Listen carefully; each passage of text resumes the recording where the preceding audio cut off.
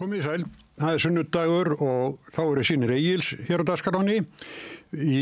Þessu sinni verðum við með fína viðmælendur í seinni hlutanum hjá okkur. Þá koma til okkar Ólína Kjerúl, Þorvarðardóttir, Breki Karlsson sem formaður Neytendasamtakanna og Guðmundur Andri Tórsson, rithöfundur.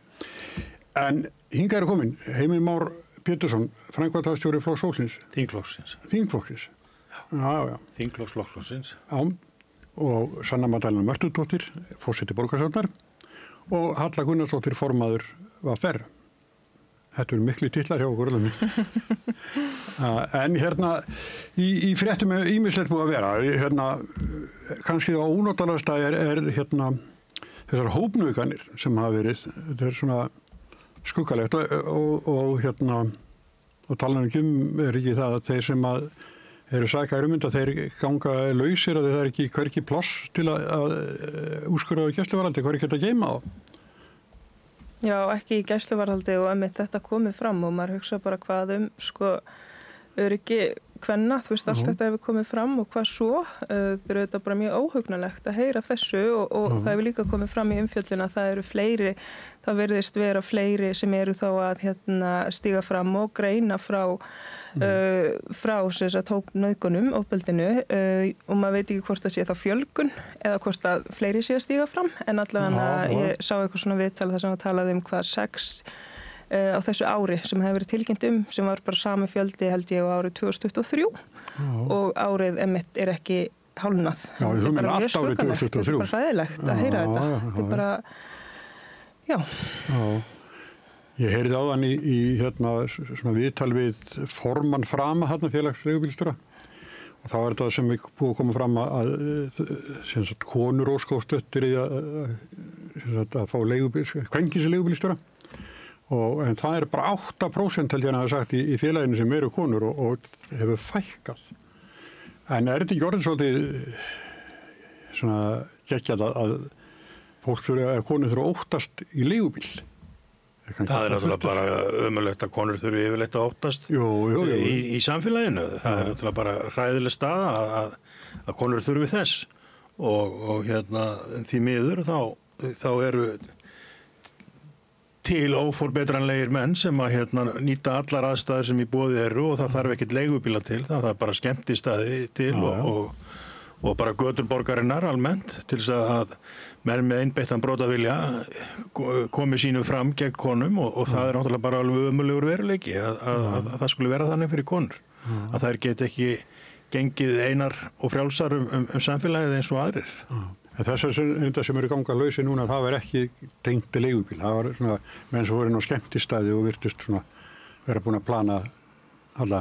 Já, það er náttúrulega mýmörg dæmi það að konur hafi verið beittar byrlunum á veitingastöðum og síðan farið með þær annað til þess að fremja brota á þeim og það er ömurleg staðreynd og þó konur sé miklu meirihluta sem brotaþolar í þessu þá er hinn dæmin til líka og það er bara ömurlegt að skuli vera fólk á ferðinni sem að hafi svona brotavilja og að brjóta með þessum hætti gegn öðru fólki, það er náttúrulega bara viðstöð. Já, ég tek undir það og konur hafa aldrei átt almanna rýmið til jafn sá við karla. Nei. Og þetta er bara eina byltingamöndum þess. En það er samt þannig, að þú horfir á tölfræðina að hættulegasti staðurinn fyrir konur er samt inni á heimili og oft á sínu eigin heimili. Og ég held að það skipti mjög miklu máli núna því að einhvern veginn þvældist þarna saman hjá þessar hópnauðgunarfréttir á tengslu skemmtistaði og svo þessi leigubílamál og það er mjög mikilvægt að skilja bara eðli og umfang ofbeldis og kynferðisofbeldis og ofbeldis gegn konum. Hvar það á sér stað og hversu bara inngróið það er í menninguna. Og þetta er bara veruleiki sem konur hafa búið við bara alltaf. Og gerendur eru af öllum stærðum og gerðum og öllum litum og stjættum og þar fram eftir göttunum. Sko. En eins og ég segi, og bara langflestir eru menn sem að tengjast konunum persónulegum böndum. Annarkvort í samböndum eða fjölskyldu eða vinir eða eitthvað slíkt. og ég held að það skiptir þetta aldrei miklu máli þegar að koma upp svona stór mál sem að þarf að fjallum að við höfum þetta alltaf hugfast bara hvert svona eðli ofbeldis gegn konum og að þó að það komi svona fregnir þá þetta kannski ekki einhver stereotýpa geranda eða ofbeldismanni sem að birtist okkur í einstökum fréttum. Það fara víðar þær fréttir þar sem að gerandinn að veljendum uppruna. Já. Það eru frekast sagða fréttir af því. Og líka þegar hann ókunnur. Já, og umræðan á eftir felst í því að það sé aukið ofbeldi gegn konum út af innflytjendum eða út af breytingum í kúltúr meðal ungra manna. Á meðan að eins og Hallar að benda á að konunist hafa mest ógna þeim sem hún þekkir. Ekki hinum ókunn eða útlenda eða þeir sem heitir á skemmtistað. Það var gert mjög... Ég ætla ekki að fara að banna fólk að tala um það. Nei, það er mjög mikilvægt að tala um það. En bara þegar maður heyrir svona rasisma og annars slíkt fléttast inn í svona umræðu, það verður maður alltaf að rísa upp og benda á umfangið. En það var gert nefnilega mjög áhuga rannsókn á þessu Svíþjóð fyrir örugglega 20 ára síðan eitthvað, sem að fræðafólk fylgdi öllum tilkynntum málum í gegnum réttarkerfið. Og þá kom í ljós að ef að þú og nú setjum ég þetta svona aðeins innan gæsalappa, ef þú nauðgar upp samfélagshóp, þá eru miklu meira líkur á að þú sért kærður, handtekinn, ákærður og sakfelldur. Já, bara hengdur í tré, svo við vitum í söguna í bandinu. Þannig að þetta bara segir okkur rosalega mikið líka, bæði viðhorf til þessara einstaklinga en líka viðhorf til kvennanna, hver það er sem á að njóta verndar og við virðumst upplifa það með einhverjum alvarlegri hætti ef að það er ekki skýr félagsleg tengsl og skýr félagsleg undirskipun konunnar í ofbeldismálum. Þannig að þetta held ég að skipti miklu máli í þessari umræðu. Karla með lága stöðu ef þeir nauðga, það er alvarlegra. Já, og þegar konum með lága stöðu er nauðgað, þá er það minna alvarlegt heldur en konum með háa stöðu. Og þetta finnst mér bara... Þannig að kallin er með háa stöðu. Eða yfirbúra stöðu. Já, ef kallin er með einhvers konar félagslega yfirskipun á konuna, þá er öllum sama. En ef þetta er eitthvað að snúast við, þá förum við svolítið á flug. Já, en fyrir svo mörgum ára síðan, þegar ég var nýliði á DFF og var með löggufréttirnar, að þá kemst ég einhvern dagar að því að kona hafi kært nauðgun. Og ég fer að vinna í málinu og þá segir RLR, eða rannsóknarlögreglan eins og hér segir við mig, Sigurjón, bíddu bara rólegur, þetta verður dregið tilbaka.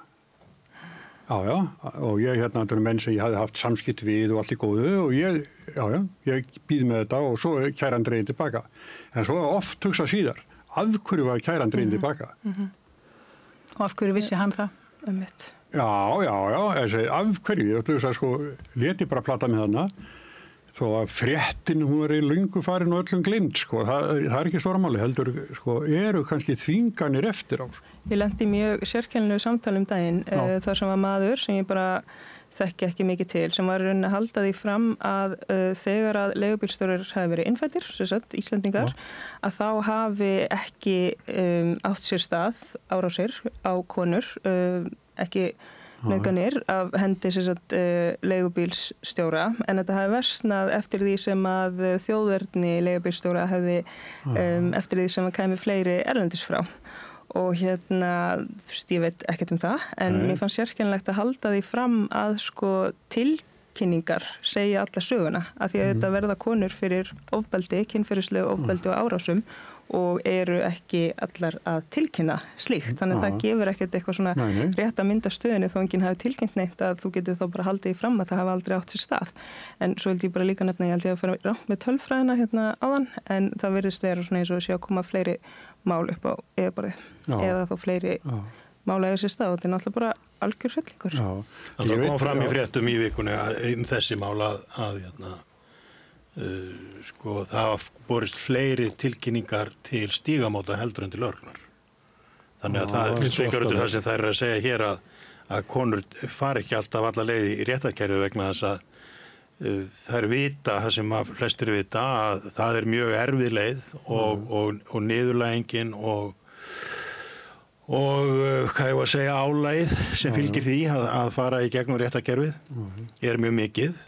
Þannig að það eru mjög fleiri sem að leita til þeirra sem er að aðstoða konur og aðra sem að lenda í kynferðisofbeldi þangað heldur en til lögreglunar. Það er eins og konur hafa sagt þegar að líkaminn verður glæpavettvangur. það er svolítið svona kaldhæðnislegt. Já, þetta stendur mér svolítið næri. Ég tók nú dálítið mörg ár, ég vel hálfan annan svona áratug í að berjast í þessu málaflokki nákvæmlega. Og sem að meðal annars dró mig inn í það að vinna fyrir ríkisstjórn sem einu sinni var, gagngert að því að vinna að réttarbótum á réttarstöðu brotaþola. Og þar hefur alveg talsvert vatn runnið til sjávar, en það breytir því ekki að réttarkerfið bara svona í sögulega og hefðbundið á mjög erfitt með að höndla kynferðisbrot. Það skilur miklu betur brota á eignarétti og svona ofbeldi á götum úti, en þessi svona flóknu svona samfélagslegu tengsl sem að birtast í kynferðisbrotum og hafa ofboðslega áhrif á það hvernig brotaþolar stiga frá, hvernig skýrslutökur ganga fyrir sig, að réttarkerfin hafa átt mjög erfitt með einhvern veginn að skilja það. Og eitt sem er til dæmis mjög gott dæmi er að þegar fólk lendir í áföllum, þú getur verið að keyra og þú manst ekkert hvað var að gerast, jável þú getur verið að keyra fullur, þú manst ekkert hvað var að gerast, en svo veltir bílnum og þú manst bara hverja einustu sekundu rétt að þú veltir bílnum. Ef að þú uppfærir þetta inn á upp á kynferðisbrot, þá getur verið ýmislegt í gangi fyrir brotið og jável eftir brotið sem þú manst ekki, en þú manst mjög skýrt atburðarásina þegar þú verður fyrir árás. En þegar þú ert tekin til skýrslutöku hjá lögreglu fyrir dómi, þá er ofboðslega fókus á allan þennan tíma. Bara hvað var að gerast undan og hvað varstu búin að drekka marga drykki og í hverju varstu nákvæmlega og í hvað herbergi gerist það. Og síðan verður eitthvað misræmi í frásögninni þar og við erum náttúrulega svolítið, við erum þannig, eðli okkar er þannig að við viljum svara spurningum, þannig að við reynum stundum að svara spurningum sem við vitum ekki alveg svara við. Og svo verður eitthvað misræmi í einhverju frásögninni þar, það var í herberginu þarna, þau voru ekki í þessu herbergi, að þá er það farið að álíta það sem er mjög eðlileg afleiðinga áfalli, farið að líta það sem eitthvað svona sérstök ástæð til þess að það sem þú ert að greina frá sé ekki satt. Þannig að fullt að svona og réttarkerfi ætlast til að þú segir frá í línulegri frásögn. Þú byrjir bara, já, þetta hóst nú þarna og síðan fór þetta að fanga og svo gerist þetta og svo lýsir þú hryllilegast ofbeldi sem þú orðið fyrir í lífinu og gerir það bara eins og sérst bara að endur segja bara, þú veist, Harry Potter eða eitthvað. Og svona virka manneskjan ekki. Þegar fólk er í áfalli, þá tjáir það sig ekki svona skipulega. Þannig að við höfum verið að reyna að færa inn í réttarkerfi þekkingu á því hvernig fólk í áfalli og sérstaklega áfalli eftir kynbundið ofbeldi tjáir sig og hvernig það hægðar sér. En þetta hefur gengið frekar hægt, en er engar síður mjög mikilvægt. En er álíka jafnt mikilvægt að hafa kannski bókara sem meðdómenda ef það verið að fjalla bókaldsvik? Það verður að vera þekkingin í dómskerfinu til þess að eiga við brotin sem eru framinn. Og skýrstjóra það eru sjóslýs? Og ég skjóta einu sem ég veit ekki alveg hvort að því að einhver leiti er þetta sem að samfélagi þarf að gangi í gegnum umræðu til þess að stjórnmálinn og svo réttarkerfi breytist. Að einhvern tíma nýtti ég löngu tíma inn á tímarit.is að skoða hvernig fjölmiðlar hefðu fjallað nauðganir. Slóinn, þú veist, mér var nauðgað, kærði nauðgun, alls konar útgáfur af þessu. Fyrstu, því að þú nefndir þetta sem að Erlendur sagði, fyrstu fréttirnar eru rangar sakargiftir kvenna sem eru í Mánudagsblaðinu og slíkum miðlum svona á 7. áratugnum og aðeins fram yfir 8. áratuginn.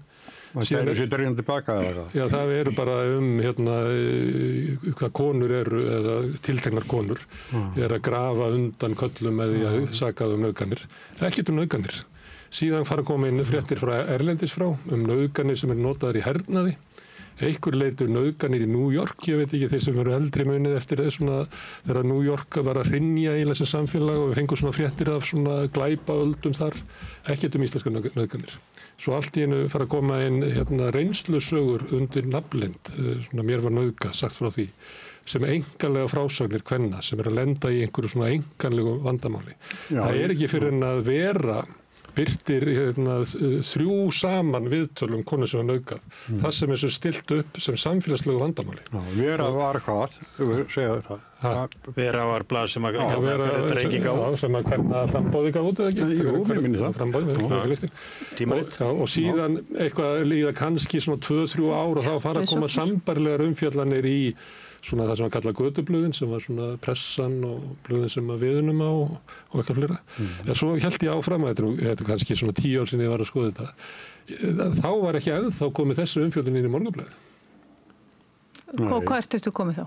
þá var ég komin bara eftir hrun, sko. Nei, þetta nú ekki alveg rétt, sko. Það svo seinna, sko. Því upp úr aldamótum fyrir Morgunblaðið að fjalla þetta og upp úr aldamótum og ég man eftir svona stórum bálkum þar því að ég byrjaði sem blaðamaður á Mokkanum 2003 og þá þegar var komin ákveðin umfjöllun sem við byggðum á en ég man alveg eftir því og það átti ekkert bara, ég var blaðamaður 2003 til 2009 og fjallaði mjög mikið kynferðisbrot og vændi íslensku samfélagum klám og bara öll þessi mál og og eitt af því sem ég reyndi alltaf að gera var að draga alltaf fram sko ofbeldismennina, ekki alltaf bara henni var nauðgað, kona var keypt og þetta þótti og ég þurfti að berjast mjög mikið fyrir þessu og var álitin ekkert bara af endilega kollegum mínum Morgunblaðinu, bara í stéttinni blaðamannsstéttinni að ég væri alveg ofboðslega pólitísk og þetta væri rosalega svona pólitísk blaðamennska og ég ætti eiginlega ekki að hegða mig svona og ég væri bara að reyna að nota blaðið í pólitískum tilgangi þegar maður var að reyna að draga fram sko sannleikan eðli kynferðisofbeldis og það voru allir öðruvísi endir en það sem ég er eiginlega að segja er að þessi umfjöllun hefur alltaf verið boðflenna og það hefur þurft að berjast fyrir því að hún fá að vera og ef það er 2004 til 2009 þar sem þetta komið inn á vettvang Morgunblaðsins sem er svona megin strömmur ykkur sem er kannski ekki lengur megin strömmur að þá er þetta við með kannski sko 40 ára sögu þar á undan þar sem að þessi mál eru eiginlega svona að skemma partíið sko ef þú ætlar að vera með fréttir að þessu þú skal nú bara bíða aðeins þetta verður nú hverju þú veist þetta er bara raunveruleikinn og ég held að við séum ekkert komin eitt rosa það er heldur ekkert í þessu svo er með Mánudagsblaðið sko þar var líka einu sinni fyrirsögn sem var kynvillingur staðina verki með negra og þannig að það er ekki nema einhverju áratugi síðan að það var það var í stríðinu nei, það var ekkert í stríðinu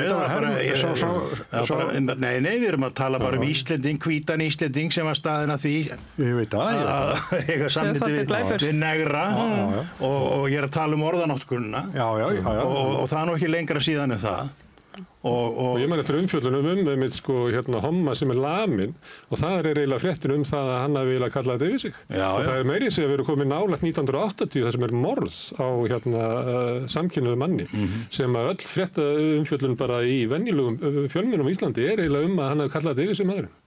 Líka þessi innbyggði efi einhvern veginn að kona stígi fram og það er ekki bara eitthvað svona hræðilegt það sem þú veist að segja mér, þessi innbyggði efi ertu viss, gerist þetta svona varst þú að miskilja og ég sá einmitt umræðu á netinu sem var mjög svona áhugaverð ef við hugsum til dæmis bara búðareiganda, það fram glæpur hann hringir í lögregluna, maður segir bara einhver kom inn og bara var að ræna mig og tók bara pening úr kassanum og tók fullt af núðlum og þú veist, ég er ekki að segja þetta sé sambærilegt en þú veist, við erum ekkert eitthvað svona ertu viss, getur þú sannað það, bara eitthvað, maðurinn kom inn og hann bara réðst hingað inn og bara tók allt frá mér og bara, er það samt var þetta kannski miskilningu, gleymdi hann kannski bara borgarni, hann var bara með lambúsettu og var að ógna mér og bara, kannski bara þú veist, fattaði hann ekki að nátt eftir að skanna korti En sko þetta okkur finnst svo erfitt að trúa því að svona hræðilegt ofbeldi eigi stað. Okkur finnst þægilega að trúa því að sé bara einhver ruglaða konu sem sé alltaf að búa þetta til. Bara eitthvað herna sín og eitthvað skilji.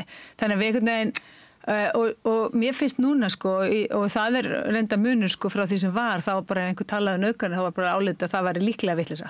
Núna er það ekkit endilega að tala vitleysa fyrr en þú nefnir einhverja gerendur. Þá er það undantekningarlaust. Tala óbúslega flókið, að þvælist málið alveg svakalega. Þannig að en ég held að þetta sé bara að fólki finnst þægilegra að trúa því að einhver ljúgi, einhver svona, heldur en að bara horfast í augu við það að þetta samfélag er grasserandi ofbeldi gegn konum. Það er bara grasserandi og það er hræðilegt. Og við ættum að vera með aðgerðir þannig. Þetta var aðgerða áætlun. Hvernig ætti að gera þetta? Það ætti að vera einhvern tíma við vorum við Rauðaborð eitthvað í vikunni að ræða og þá var nefnt svona sérstakur dómstóll og eitthvað fleira. En það eru aðgerðaáætlanir, sko, það er alveg, þú veist, þingsályktun frá Alþingi og Reykjavíkurborg hefur verið að gera mjög góða hluti í ofbeldisvarnarmálum. Þannig að það er alveg aðgerðaáætlanir og það er alveg fullt af fólki inn í þessum kerfum sem hefur verið að vinna og berjast og þoka hlutum áfram. En þetta bara mál af þeirri stærðargráðu að þetta bara rosalega erfitt að ná samfélaginu í að uppræta þetta og vera tilbúið til að takast á við veruleikan eins og hann Núna erum við með hópnauðganir, 2 eða 3 kallar og 1 kona. Staða hennar hlýtur þá að vera ef þeir eru búin að bera sig vel saman, að þá staða hennar ábyggilega þess erfiðari ef að þeir eru 3 sem að segja söguna á. Já, svo náttúrulega búum við í heimi þar sem að bara ungmenni hafa núna áratugum saman haft óheft, eða klámiðnaðurinn hefur haft óheft aðgengi að ungmennum og þú veist, bara niður í bara 8 ára. Þau eru meðaltali, held ég samkvæmt síðustu rannsóknum sem eru gamlar svona 11 ára, þegar þau sjá klámefni í fyrsta sinn. Ekki að því að þau eru að leita því, heldur að því efnið kemur og finnur þau. Og við sem höfum reynt að reisa varnir gegn þessu, höfum reynt að leggja til, eigum ekki að reyna finna einhverja leiðir til þess að verja börnin okkar gegn þessum iðnaði, sem iðnaður og svakalegsti kapitalismi sem þú finnur. Og við höfum ekki náð í gegn, og við erum mörg sem höfum reynt þetta og gert tilraunir. Og hvernig til dæmis dettur, ungum mönnum þetta í hug? Að taka sig saman, nokkri saman, brotavélinn svo brjálæðislega einbeittur og ykkur tilkallið sem þú telur þig hafa. Að finnast þetta eðlilegt. Þetta málið í Frakklandi sem kom upp, þar sem að verða þessi kona kemst að því að eiginmaðurinn er búin að byrlenni og nauðgani og fá aðra kalla. Hugsið ykkur alla kallan sem voru tilbúin að mæta á staði. Alveg ótrúlega. Bara ég bara kem, æðislegt. Og þetta er rótin, hún liggur þarna.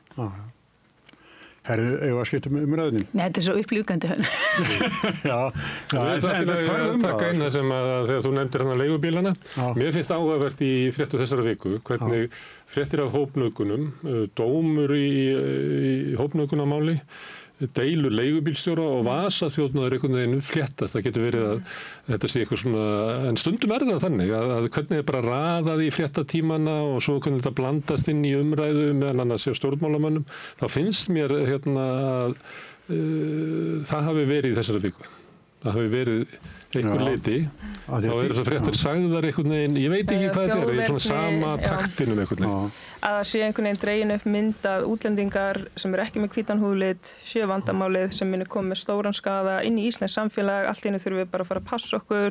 Ísland er nú friðsamlegt samfélag, eigum allt í einu að fara að varast svona, hvað heitir þetta aftur, pickpocket, vasaþjófar, þú veist, eigum allt í einu að þurfa að passa okkur á því og það er bara eitthvað sem maður þarf að passa sig á í útlöndum og hvað er þetta komið hingað til Íslands og mér finnst alveg hræðilegt þegar þessi umræða þjóðerni hljóta einhvern veginn að ákveða hvort einhver fremur glæp eða ekki. Þú veist, auðvitað er þetta bara ásetningur glæpamann sem fremur glæp en ekki eitthvað í DNA-inu út frá upprunalandi sem að lætur mannesku gera eitthvað.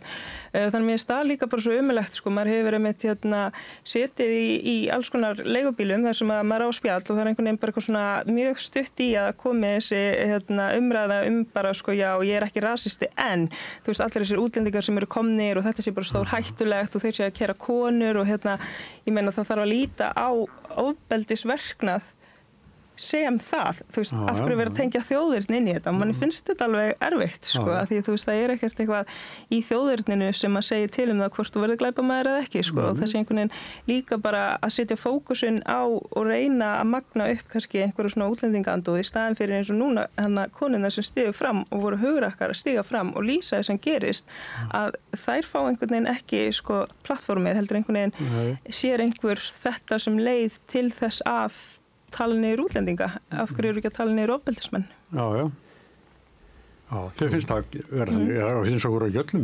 Þetta er náttúrulega andur, ég hef vísað þetta í Bandaríkin, í New York, þegar New York átti að vera að hrynja og það voru búin til bíómyndur mynda Death Wish og eitthvað svona og við þekkjum þetta bara að því að við lifum náttúrulega sumleiti í bandarískri menningu bara, þannig að við þekkjum hnígnun New York. En sumuleyti var það uppspilað. Þetta var aðdragandi að því að fjármagnseigendur bara endur fjármagnuðu mikið af verkefnum borgarinnar og náðu miklu meiri völduðar.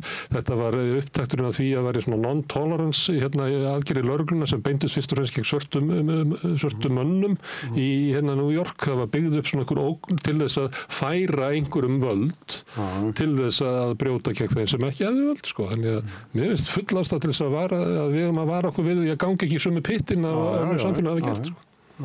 Og mér sýnir sumir stjórnmálamenn vera íta undir það að skapa eitthvað svona og það talaði við einu fréttin það að hvern leigubílstjórar, næsta fréttur að aðri merki leigubíl sinni með íslenska fánanum þetta eitthvað undarlegt svæði sem að umræðan á. En svo hitt eins og ég nefndi áðan, þá staðan samt þannig, það eru hættulegi menn sem ganga lausir og við höfum engin úrræði. Fangelsifull. Öll fangelsifull. En ekki réttakerfið kannski meira eitthvað sem þarf að endurskoða? Ef að það leiðir til þess að menn sem eru grunaðir glæpi gangi lausir, ekki eitthvað skakt í bara kerfinu sem að þá... En það náttúrulega ekki, það ekki komið til dómstóla. Kerfið hefur verið svelt í mörg ár. Alveg. Bara lögreglumönnum ekki fjölgað í takt við þjóðina, úrræðunum ekki fjölgað. Það ætti að koma svona yfirlýsingar frá réttargæslukerfinu að vinsamlegast ekki fremja afbrot því að öll fangelsin eru full. Svipað kemur stundum frá bráðavaktinni. Fólk er ekki að koma á bráðavaktina nema allra bara þú ert í lífshættu. Það sömuleyti þá kerfin okkar bara keyrð svona niður og það skapar vandamál. Það var ekki vandamál á því að eru svo margir sem innflytjendur að keyra leigubíl. Það ekki vandamáli Vandamáli það bara að keyra kerfin okkar niður niður fyrir sársaukamörk. Og innflytjendur geta verið öðruvísi, fólk bara vit, það bara þannig. Ég held að séu bara 1 milljón rannsóknir sem að sýna einmitt það En Heimir Már Pétursson, framkvæmdastjóri þingflokksfólksins, það við erum verið að tala fangelsin eru full og sprungin, en svo það þú ert með ráðherra sem til dæmis með samgöngu og innviðina. Það lítur að vera alveg ótrúlegt sem býður þar. Já, það náttúrulega alveg augljóst og það eru áskoranir allstaðar í innviðum á Íslandi. Og það ekki mikið til að segja frá því, það bara búið að segja frá því í fréttum undanfarin ára. Það búið að safnast upp gríðarleg það sem kallað innviða skuld. Það ekki að skuld við bæði viðhald á innviðum og uppbyggingu. Það hefur verið nefndar ýmsar ástæður fyrir því, það kom hrunið eins og allir munna og þá var það ríkissjóður opaslega blankur og síðan kom COVID og þá var ríkissjóður aftur rosalega blankur vegna þess að það þurfti að setja svo mikið í það en þessi ríkisstjórn ætla sér að vinna á þessari miklu skuld á innviðunum og eins og bara hefur komið fram í fréttum þá ástand vega mjög báborið víða og síðan mikil eftirspurn eftir jarðgangagerð víða landið. Við erum auðvitað bara á opaslega stuttum tíma orðið til dæmis mikið ferðamannaland. Þessi umferðum vegi landsins hefur aukist vegna þess að við erum mikið ferðamannaland.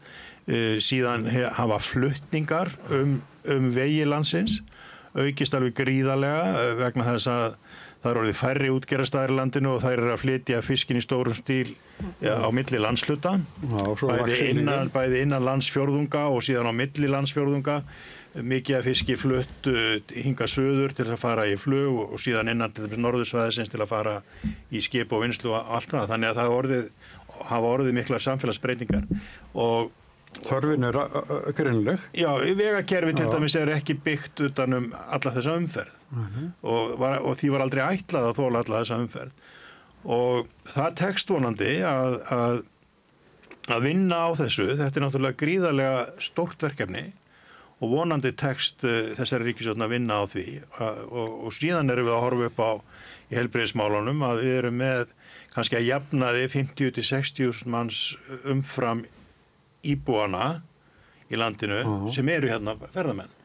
Þetta 2 milljónir á ári, þetta svona jafna sig út á kannski 50-60.000 manns á mánuði að jafnaði. Og það álag á heilbrigðiskerfið, það álag á neyðarmóttökuna og svo framvegis. Það ekki 26 á næsta ári sem fyrsti áfangin á að taka í gagnið á nýja spítalanum og vonandi léttir hann áður fyrir ætluðu menn sér að hætta spítalastarfsemi í Fossvogi. Nú eru menn hættir við að hætta við það sem menn sjá að það þarf að hafa áfram spítalastarfsemi þar þrátt fyrir nýja spítalan.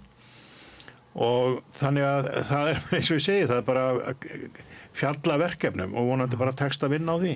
Já, Þetta kemur svolítið ykkur í Reykjavík að því að náttúrulega það eru þjóðvegir inn í borginni sem að ríkið á og hvað er að kalla veghaldari eða hvað sem eru á þeirra vegum og þar er greinilega þörf fyrir mikið. Já, ég bara hæli vegagerðin til dæmis, meðan ég var fréttamaður, þá var ég að segja fréttir af því að vegagerðin er loksins komin að það sem aldrei mátti nefna áður í jarðgangagerð í Reykjavík, að það eigi að leggja jarðgöng á Miklubraut, Hringbraut frá Sirkabát til móts við Hagkaup í Skeifunni og göng sem komið síðan upp þegar þú komið rétt fram hjá Landspítalanum.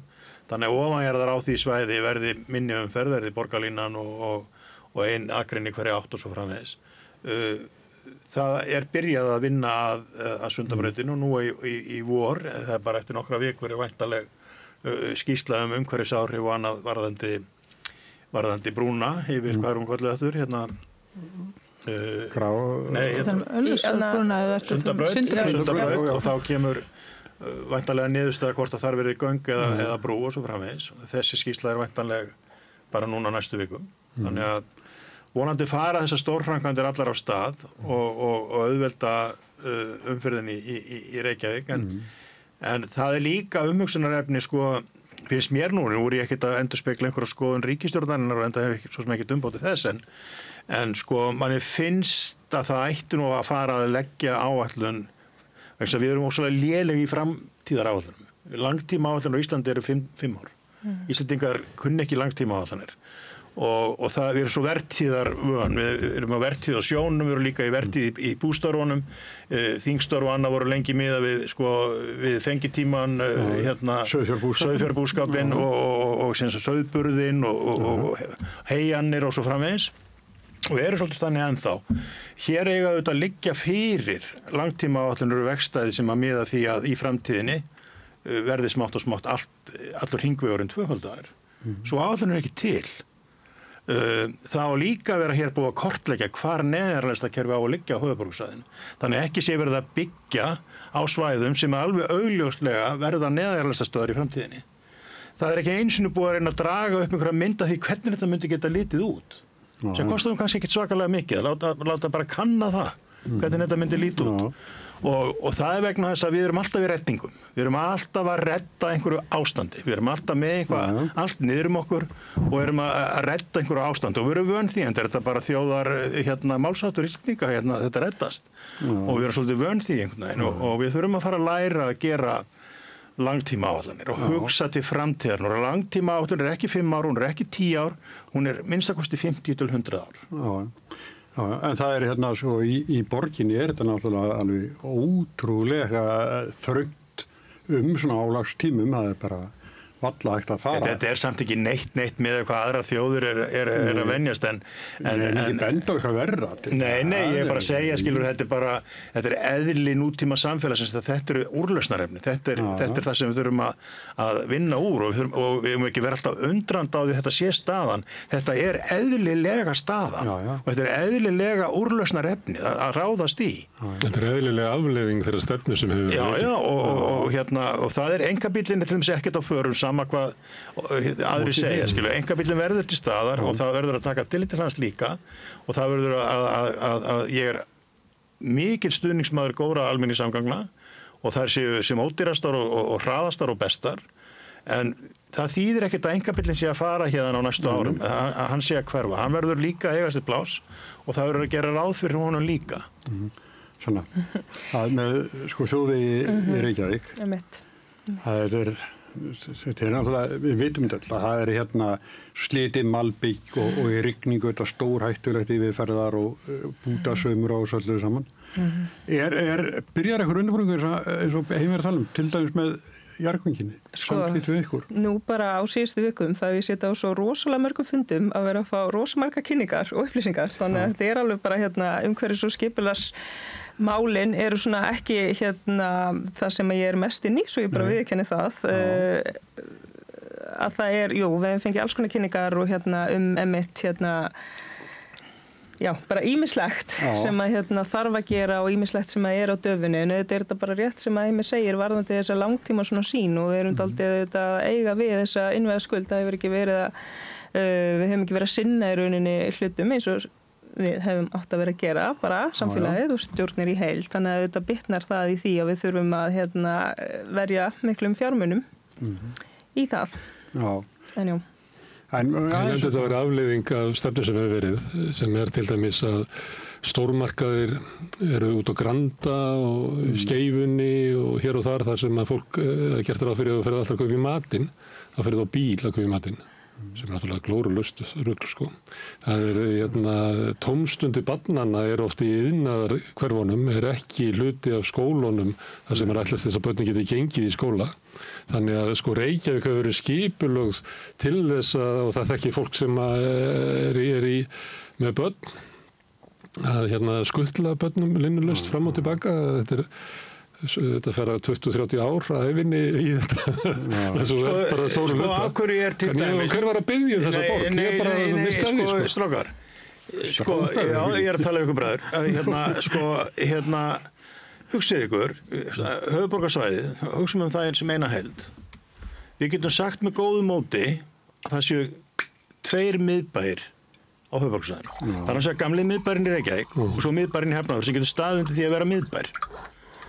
Það ekki hægt að kalla Smáralindina miðbæ og fáið eftir í huga að kalla Hamraborgina miðbæ. Sko, borgin öll Reykjavík, þegar þið farið að byggja Breiðholti, þegar þið farið að byggja Árbæinn, þegar þið farið að byggja Grafarvogsinn, þá alltaf að hugsa, já, svo fara bara allir niður í miðbæ, svo fara allir niður í gamla miðbæinn Reykjavík. Lundúnir til dæmis, sem gamla borgir í Evrópu, þær eru bæir sem uxu saman og þar alveg endur miðja í öllum hverfum.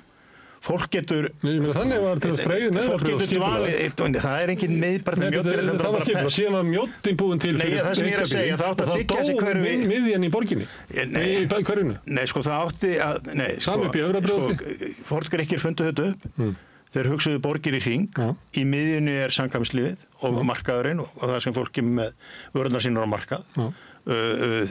Neðrabrjóð. Já, og þar innsta-hringnum er svona afþreyingin og allt það. Í næsta hring stjórnsýslan, hún vakir á daginn og þangað sækir það þjónustu en hún sofnar á kvöldin. Hún virkar sem hljóðmönn utan fólki sem býr í hringnum þar fyrir utan. Þannig á að hugsa öll hverfi, ekki Reykjavík í heild, heldur hverfi. Ég er að tala um að það átt að byggja Grafarvogsbæ, það átt að byggja Breiðholtsbæ og Árbæ sem hugsað með miðju þannig að þú getur sótt þangað gangandi eða hjólandi eða á bíl, það skiptir ekki öllum máli í mínum huga, að þú getur sótt alla megin þjónustu í þínu hverfi. Þetta verður vitað öldum saman, en það eru einhverjir hagsmunir sem að valda því í Reykjavík. Nei, ég held að þetta sé bara skipulaskapur. Heldur það að Bónus, Netto, Krónan, Bíkó, Elko út á Granda? Sko, ég bý nú í Vesturbænum gamla og ég get labbað í Bónus, Granda, Netto og ég veit ekki hvað marga veitingastaða og svo framvegis. Ég fer alltaf á bílnum. Þannig að þetta hefur ekkert endilega með það. Gamli Vesturbærin svona kannski fyrirmyndabær eins og þetta ætti að vera. Við getum ekki ráðið því hvernig stórverslanirnar drápu kaupmanninn á horninu. Það einhver þróun sem við kannski stoppum ekki hér í þessum þætti eða á næstu árum hér í Reykjavík. Það þróun bara sem hefur átt sér stað að kaupmanninn á horninu horfinn. Hér voru fyrir ekkert mörgum áratugum kannski 100 verslanir á horninu. Það eru horfnar. Ég væri mjög til í svona hverfistrætó því ég bý líka í Vesturbænum og versla í matinn út á Granda og mér fínt að versla bara rosa mikið inn í einu því ég bara hef ekki tíma að vera eitthvað reglulegt í búð þannig ég reyna að versla bara mjög mikið svo ég komið með rosa þungt þetta alveg aldrei svona aðströgl þannig að það væri mjög gott að það væri eitthvað svona lítill vagn og ég veit að fleiri hafa nefnt þetta í Vesturbænum sem færi emmitt bara þannig að maður gæti keypt matinn og komið síðan aðeins áleiðis því þú veist það ekki. Akkur gengur þeim svona lítill strætó ekki bara milli Hlems og Lækjardals bara hring. Á hverju hann ekki? Það vantar alltaf að hugsa þarfir þeirra sem að eru ekki alltaf á bíl því að maður alveg svona að hugsa hlutina og svona bara já, hvernig ætla ég að láta þetta ganga upp, ég þarf eitthvað að hugsa í lausnum en það alveg framkvæmdir það alveg Reykjavíkurborg að malbika slatta sem fólki finnst kannski ekki spennandi að tala en það á döfinni hjá borginni. Það mjög jákvætt en nú ertu sem sagt strætónotandi og þú talað svolítið það á síðan árum og það ekki talað við fólki sem tekur strætó en nú einu strætó orðin forseti borgarstjórnar og þetta með breytingar eins og að tala hverfisvagn eða eitthvað umröðum það hjá ykkur? Sko það náttúrulega þetta nýja félag sem að koma. Það búið að stofna almenningssamgöngur, félag utan það og ríki að koma inn í með fjármagn og það þá alltaf að vera þjónustu aukning í ágúst af þessu ári en það á náttúrulega eftir að útfæra bara hvernig, þú veist, hver mun sitja í stjórninni og hvernig það allt saman verður útfært og það verða ekki kjörnir fulltrúar eins og núna staðan, við erum Strætó BS og það eru kjörnir fulltrúar frá öllum sveitarfélögum á höfuðborgarsvæðinu, þannig að það þarf einhvern veginn alltaf að fara fram í gegnum þá stjórn til þess að ná fram samþykki. Þannig að persónulega finnst mér alltaf áhugavert að vera skipið svona stjórn að sé fólki sem bara með reynsluna eins og til dæmis vagnstjórar og mér finnst það athyglisvert að vita hvort að það væri rými fyrir bara vagnstjóra í svona stjórn. Því ég held að það getur verið mjög gagnlegt og þetta veit ég að það þarf að líta til margra þátta eins og bara reksturs og fjárhagsramma og hvernig allt verður útfært innan þess en ég held að sé mitt bara mjög mikilvægt að þú veist að sé þessu beinu tengsl og ef það ekki inn í stjórn að það sé þá þessu beinu tengsl einmitt bara við þau sem að treysta á þjónustuna og bara einmitt sjálf hef ég lent í bara mjög skemmtilegum samtölum við aðra farþega í Strætó sem bara mjög gagnlegt. Þetta bara samtöl sem að myndi ekki ná fram öðruvísi nema með því að vera í Strætó og hitta annað fólk í Strætó og tala við það. Það er Strætó eða heitipotturinn. Hvað segir þið? Það er Strætó eða heitipotturinn í meginni. Nákvæmlega. En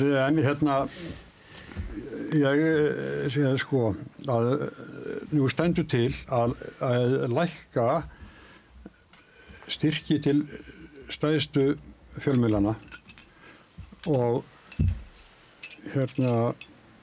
þannig að það er sett þak að það var 22% af heildinni en það sem sagt Morgunblaðið alveg ákveðið því að lækkun á greiðslum til stærstu fjölmiðlana sé það svona framhald af því sem Sigurður Þórðarson alþingismaður svona hálfpartinn hótaði Morgunblaðinu fyrir nokkrum árum síðan að það var Vigdís Hauksdóttir formaður fjárlaganefndar Alþingis og sagði við Ríkisútvarpið þeir skulle bara gáa því í hvaða stöðu ég hef gagnvart ykkur.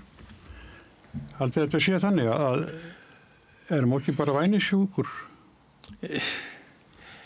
Sko, það voru 25% sem að hver miðill galla hámarki fengið af heildarpottinum. Logi ákvað að fara með það í 21 eða 22%. Og boðar síðan frumvarp í haust breytingar á lögum fjölmiðla. Ég veit ekki nákvæmlega hvað hann ætlar að fara þar en bara ef maður hlustar á hann sjálfan það sem hann hefur sagt að þá er hann að horfa til þess að hlutverk Ríkisútvarpsins verði endurskoðað og meðal annars staða þess á auglýsingamarkaði og þá komi ný heildarlöggjöf fjölmiðla. Þetta kerfi sem núna, sem þú ert að vitna til, hefur verið við lýði í nokkur ár og alltaf bara til 1 árs í senn. Þannig að Alþingi hefur afgreitt þetta svona 1 ár í senn.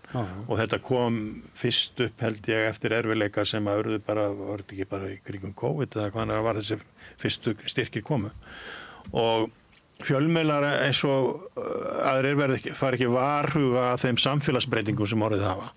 Nú sitjum við hér í þessum fjölmiðli sem að hefði verið óhugsandi fyrir 10-15 árum eða þessi fjölmiðl verið óhugsandi. Auglýsingamarkaðurinn er ekki lengur hinni stóru sem áttu markaðinn á Íslandi og auglýstu þá helst í pappírnum sem var vinsælasti Morgunblaðið sem kom út í skipsformum og var svo þykkur og mikill að axlir blaðbröðbarna kiknuðu undan þunga Morgunblaðsins, það er ekki lengur. Mokkinn fær ekki lengur þetta auglýsingamagn sem hann fékk, Fréttablaðið sem var auglýsingammiðill gafst upp og er farin á markaðnum. Inn á markaðin eru komnir erlendir auglýsendur og innlendir auglýsendur fara á Google, á Facebook, á TikTok og svo framvegis. Þannig að umhverfið hefur allt breyst. Þetta þarf að skoða og við höfum verið aftarlega Íslendingar á því að skattleggja þessi alþjóðlegu fyrirtæki, Google, Meta og svo framvegis. Mér skilst það sé frumvarp á leiðinni sem að segja að erlendir aðilar sem að fá í tekjur á Íslandi greiði að minnstakosti eins og hefur verið á Írlandi í langan tíma að lágmarki 15% í skatt. Samkeppni íslenskra miðla auglýsingafé er sem sagt það sem ég reyna að drulla út er að samkeppnin er alveg gífurleg. Og því hafi séð þróunina núna til þess á MBL að þá eru þar sumar fréttir sem þú getur bara að lesa aðeins inn í og þar síðan vera áskrifandi til að lesa lengra. Ég held að þetta verði þróunin að Vísir og MBL, til dæmis þessi stóru netmiðlar verði í framtíðinni þannig að þú þurfir að greiða fyrir að fara inn vegna þess að þó við höldum, ég til dæmis hélt að það væri nánast ótakmarkað hvað var hægt að birta auglýsingum á miðlunum eins og Vísi og MBL, en það ekki, það er takmarkað auglýsingapláss þar líka og það dugar ekki til að halda uppi ritstjórnum landsins og vilji fólk fá ritstýrðar vandaðar fréttir að þá verður það að fara að borga fyrir þær. Já. Hérna, ég er sko, getur það verið að eins og haldið fram að þetta hafi sem sagt núna verið lækkað svona í hend við Morgunblaðið. Sko, samsæriskenningasmiðir þeir eru haldnir þeirri villu að þeir halda allir sé eins og þeir. Nei, ég er ekki að segja að þú sé samsæriskenningasmiðir, ég er að vita til þeirra sem að það er bara ekki þannig, svona er þetta bara ekki og þessi ríkisstjórn ákvað að ná niður hallanum, ná niður vinna með Seðlabankanum að því að lækka vexti og verðbólgu og þar af leiðandi er ákveðin hagræðingarkrafa á fyrstu fjárlögum og fyrstu kannski 2 árin til þess að ná jafnvægi í ríkisfjármálum og þetta er bara eitt af því. Það þurfti bara að lækka hana. Já, við sko, hvort að sko, það sé virkilega þannig að sko, þessi fjölmiðlalög sem er búin að vera núna okkur ár, þau eru alltaf sett til eins ás í senn. Þessi styrkir, já. Já, styrkirnir, já. Alltaf til eins ás í senn. Þannig að það þannig að fjölmiðlar þurfi bara að gæta sín vegna þess að gæta orðið bara... Nei, ég var að segja að Logi er að koma með lög í haust sem að vera þá föst lög og þetta eins ás í senn hverfi. Já, hann er að boða það komi frumvarp í haust, ný fjölmiðlalög heildarendurskoðun á fjölmiðlalögum. Þar sem að þetta hættir þá að vera 1 ár í senn. Já, það er nú umræðum, þetta er þingir á morgun. Mér finnst bara að því að við höfum sem hefur verið unnið í fjölmiðlum við svona orðið fyrir þrýstingi, hótunum og jafnvel sko svona alls þar að og þá er þetta 1 ár í einu að þá rétt ræður hvað þú gerir. Já, það er að segja að það verður ekki lengur eftir haustið ef að frumvarp hans verður samþykkt. Já, við skulum vona það. Þá veitum það, ég í morgun, þá las ég grein eftir Höllu Hruttur Logadóttur, þingmann Framsóknarflokksins og hún er það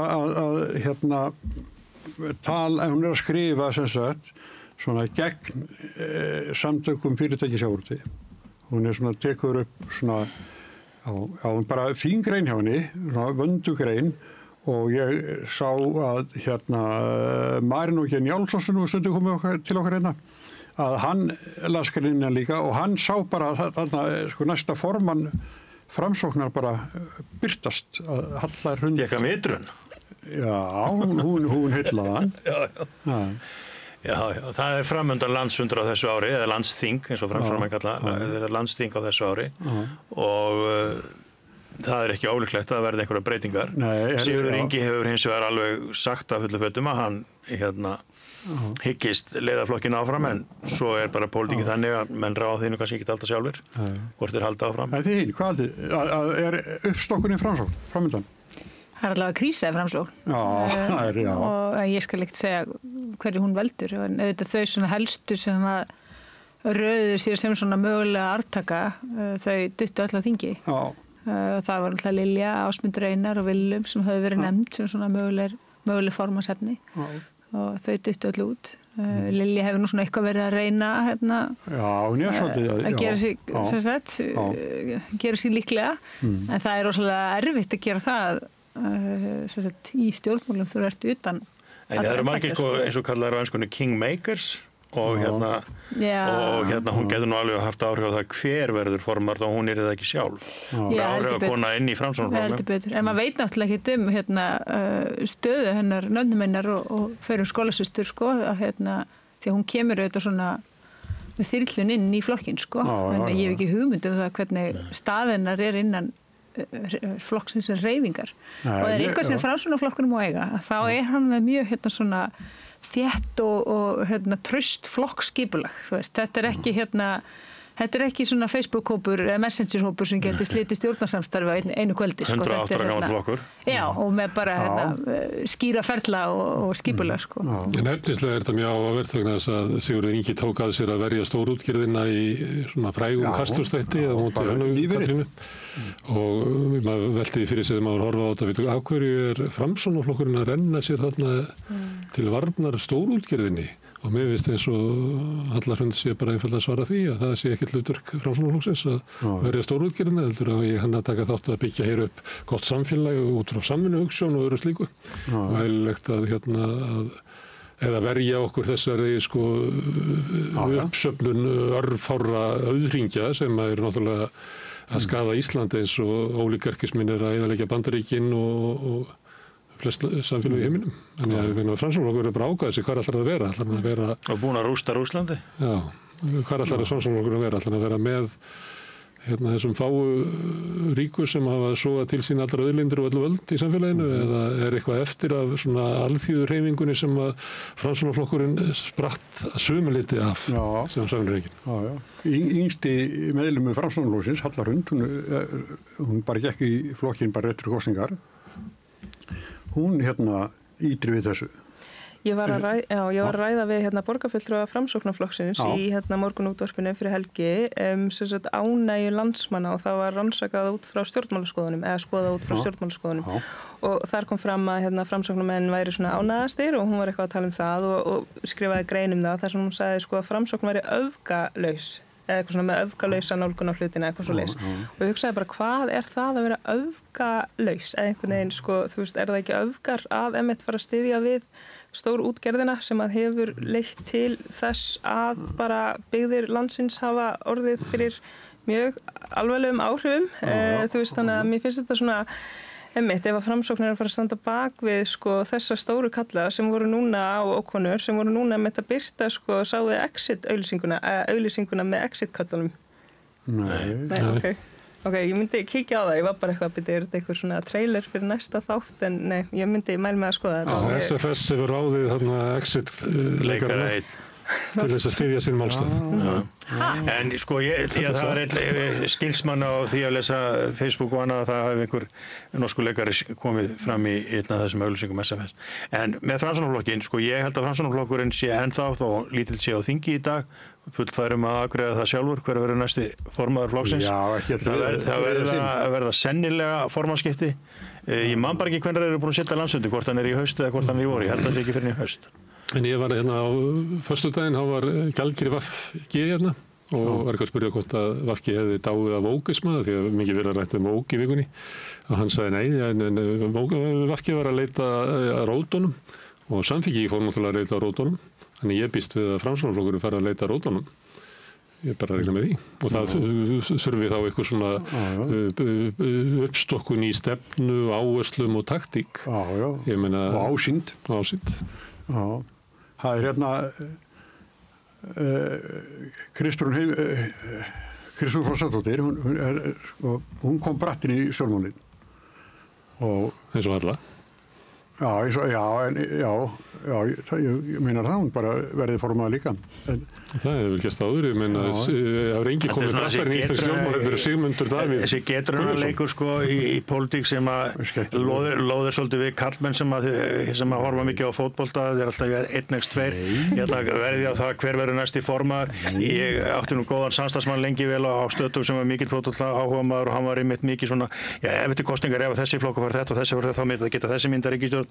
Ég var alltaf með þá sýnskil, það verður kosið, svo kemur niðurstöð, þá kemur þetta í ljós og ég held að það kemur bara í ljós hver verður næsti formaður Framsóknarflokksins og hvað sem við segjum við þetta borðum það. En það eru auðvitað ég er ekkert sérstaklega gaman að því og ekki gaman að taka þátt í því en hins vegar er alveg ljóst að síðasta ríkisstjórn, Sjálfstæðisflokks, Vinstri grænna og Framsóknarflokks hún galt afhroð í kosningunum og við mögum ekki gleyma því að Sjálfstæðisflokkurinn fekk í fyrsta skipti undir 20% atkvæða og Framsóknarflokkurinn beið líka sögulegt afhroð. Það er vegna þess að stefna og verkefni þessara stjórnar það var það sem þjóðin hafnaði og þjóðin valdi eitthvað annað og Framsóknarflokkurinn gerir sér alveg örugglega grein fyrir því og fólkið í honum að það þarf, eins og Gunnar Smári var að segja hérna áðan, að það þarf að fara í gegnum ræturnar og skoða stefnuna og endurnýja umboðsitt. Þú varst í hópi fólks í VG sem að vildi einhvern veginn endurreisa VG rétt fyrir kosningar. Það má ég spyrja þig saman og ég spurði í gjaldgerðina, dó VG út af Vók? Ég veist þessi umræðan Vók bara algjörlega absúrt. Að vera að flytja inn einhverja átakalínur hérna frá Bandaríkjunum, að vera að nota eitthvað hugtak sem hefur engan relevans hérna. Þannig að ég ætla bara að sleppa því að svara þeirri spurningu. Mér finnst það bara absúrt umræða, sorry. En sko, ég held reyndar að við lifum á svolítið flóknum pólitískum tímum og ég held að þetta sko, maður bara sér það sem að gerast algjörlega að stjórnmálamenn og ríkisstjórnir hafa rosalega stuttan tíma. Fólk verður reitt rosalega hratt og það held ég að sé líklega afleiðing af stefnu sem hann langt út fyrir stefnu sko síðustu ríkisstjórnar. Þetta bara stefna, þetta megin straumurinn í dag. Þetta eitthvað athyglisþrekið sko, alltaf að minnka, alveg eins og þegar ég var krakki þá talaði að krakkar hefði ekki athygli nema kannski hálftíma til 45 mínútur tops. Núna veitum við að krakkar hafi ekki þolinmæði nema bara í 1 mínútu 2. Það var sama við fullanmál. En þú ert líka að tala að sko, stjórnina ganga inn í óbreytta stefnu. Já, og ég bara ekki fylgi samnings. Ég misti alla trú á fyrir ríkisstjórn og það var vegna þess að ég horfði á krísuna í húsnæðismálum. Við vorum nýbúin að undirrita kjarasamninga sem að og verkalýðshreyfingin var búin að undirgangast kjarasamninga sem að kváðu á hann bara mjög lágar launahækkanir á mjög miklum verðbólgutímum og tímum mjög hárra vaxta og og maður horfði á húsnæðismálin sem voru þetta lykil þátturinn í þessu efnahagsumhverfi sem við búum við og ég gat ekki séð að það væri verið að fara að takast á við þann vanda sem þar blasti við á við þá staðreynd að fjórði hver húsnæðislántakandi var að missa fasta vexti. Greiðslur fólks að fara upp sko ekki 1000 kalla, ekki 10.000 kalla, jafnvel 100. Og og þetta var svo veruleiki sem að við í verkalýðshreyfingunni höfðum orð á þegar við fórum niður á Austurvöll síðasta haust og ég taldi að við værum í einhverju pólitísku umhverfi sem ætti að snúast þetta. Síðan kemur kosningabaráttu og svo kosin tekur ríkisstjórn til starfa og það helsta forgangsverkefni hennar en að fyrsta verk að fara að tala sko aðhald í ríkisfjármálum. Og það að mörguleyti aðhald í ríkisfjármálum sem skila okkur þá stöðu sem við erum í dag. Þegar sem við vorum að tala vegina, heilbrigðiskerfið, skólana. Það þessi hugmynd að ríkisútgjöld séu öðru fremur kostnaðarliðir sem verða að skera niður. Á þetta hef ég verið mjög gagnrýnin og þetta er vond efnahagsmál. Þannig að ég hef bara áhyggjur af þeirri stöðu sem við erum í núna ef við ætlum að taka peninga út úr því nefndi löggæsluna og réttarkerfið á hann. Ef við ætlum að taka peninga út úr menntakerfinu sem verið að gera, þá sem sagt að hlífa því gæsleppa. Ef við ætlum ekki að spýta í heilbrigðisþjónustunni sem að þarf að gera til þess að ná einhverjum fjárlega halla niður ári fyrr heldur en planið var vegna þess að Seðlabankinn búin að telja öllum trúum að þetta sé vandamálið. Skuldir ríkisins eru ekki miklar. Í alþjóðlegu samburði. Vaxtakostnaðurinn mikill vegna þess að stýrivextir eru háir, en það ekki út af ríkisútgjöldum. Það út af húsnæðismálum, fyrst og fremst.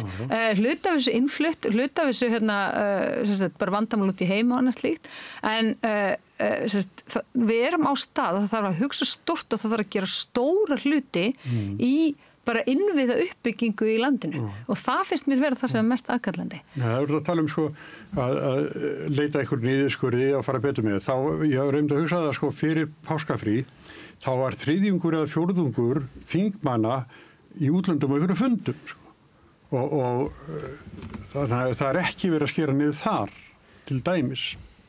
Já, þetta var náttúrulega þegar þetta komendakeri ríkisstjórnarinnar fór í gangi sér samráðsgátt, þá voru náttúrulega allir rosalega upptöðunar þessu að einhverju farið til útlanda, einhverju var með aðstoðmenn, verið til bílstjórar, og það getur vel verið. Það sem er sýnilegt að hvatning fyrir aðra. En ef þú ætlar að minnka ríkisútgjöld, þá það í heilbrigðisþjónustu, samgöngum og menntun og velferð. Og við sjáum það er verið að tala núna að stytta atvinnuleysistryggingatímabilið heilt ár. Vegna þess að það koma fólk í virkni Byrju, hver í veröldinu hefur orðið virkur af því að fara fjárhagsaðstoð sveitarfélaga? Sem mjög lág upphæð, sem hugsað sem eitthvað svona sem að grípa mann í neyðar tilfelli, menn samt eiginlega býr til neyðar ástand og því upphæðin bara þannig að þú getur ekkert eitthvað verið að framflytta þér á þessu og þú átt að vera eitthvað svona virkur á, þú veist, undir 200.000 krónum eftir skatt af því að tekinn skattur af þessu, að þá náttúrulega ertu ekkert að fara að ná að virkja þig eitthvað mikið, sko, og þú veist, það verður að skoða tekjuöflun.